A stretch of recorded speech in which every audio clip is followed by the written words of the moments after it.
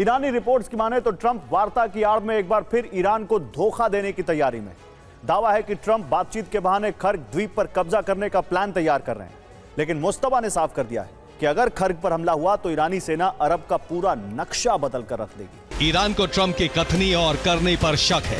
ऐसे में ईरान ने मध्यस्थ देशों से संपर्क किया है। उन्होंने बताया है कि ट्रंप 2 बार ईरान को धोखा दे चुके हैं और अब ईरान तीसरी बार ट्रंप के छल में नहीं फंसेगा। दावा है कि ट्रंप बातचीत की आड़ में ऑपरेशन का फेज 2 शुरू कर सकते हैं, जिसमें वो ग्राउंड ऑपरेशन चलाकर खर्ग द्वीप पर कब्जा करेंगे। ईरान की लाइफलाइन काटकर उसे घुटनों पर लाने की कोशिश होगी। This time we were on the negotiation table, but they break it down and they initiated the war against us, which is named by 12 days war. After that, we said it's okay. We stopped the war because we don't want anyone in the world to be harmed by this crisis.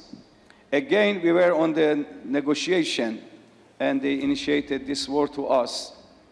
Now there is no trust between us and other countries. We heard something very positive from President Trump yesterday, and then there was a change of stance, or then there's a different statement from Prime Minister Netanyahu today. So we are in a dilemma. What exactly is happening? Well, first of all, people will continue to try to find a gap between President Trump and Prime Minister Netanyahu. Good luck with that. Time and again, we've seen that there is nearly no gap between the two because we agree on the aims of this operation, and that is to remove 2 existential threats. For us, are existential, but I think for the United States and the rest of the world, they are strategic threats, and we are concentrated in removing these 2 threats and maybe creating the conditions for the Iranian people to embrace their future. Okay, now this can end with an agreement or without an agreement. 82वीं airborne division को US army की fire brigade कहा जाता है। यह अमेरिकी सेना की क्विक रिएक्शन फोर्स है। दावा है कि आदेश मिलने के महज 18 घंटे के अंदर इस डिवीजन के जवान दुनिया के किसी भी कोने में पहुंचकर मोर्चा संभाल सकते हैं।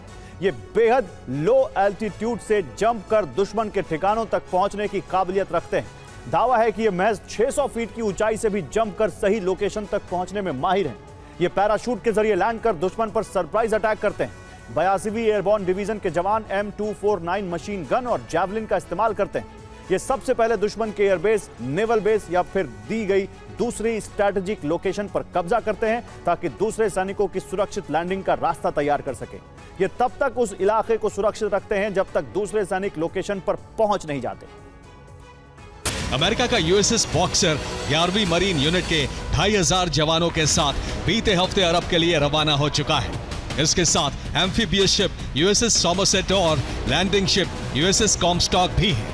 यूएसएस त्रिपोली इस हफ्ते के अंत तक अरब सागर में पहुंच जाएगा। इस पर भी 31वीं मरीन यूनिट के 2500 मरीन मौजूद हैं।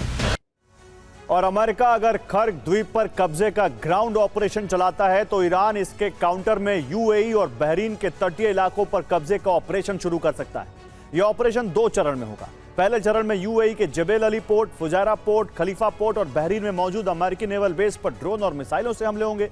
यहां मौजूद सभी अमेरिकी डिफेंस सिस्टम तबाह किए जाएंगे। उसके बाद ऑपरेशन का दूसरा चरण शुरू होगा, जिसमें स्पीड बोट और लैंडिंग शिप के जरिए ईरानी सैनिक छोटे छोटे ग्रुप में तटीय इलाकों में घुसपैठ करेंगे ताकि तबाह हो चुके पोर्ट्स पर कब्जा किया जा सके। यहां ईरानी सैनिक तब तक डटे रहेंगे जब तक अमेरिका खर्ग को खाली नहीं कर देगा।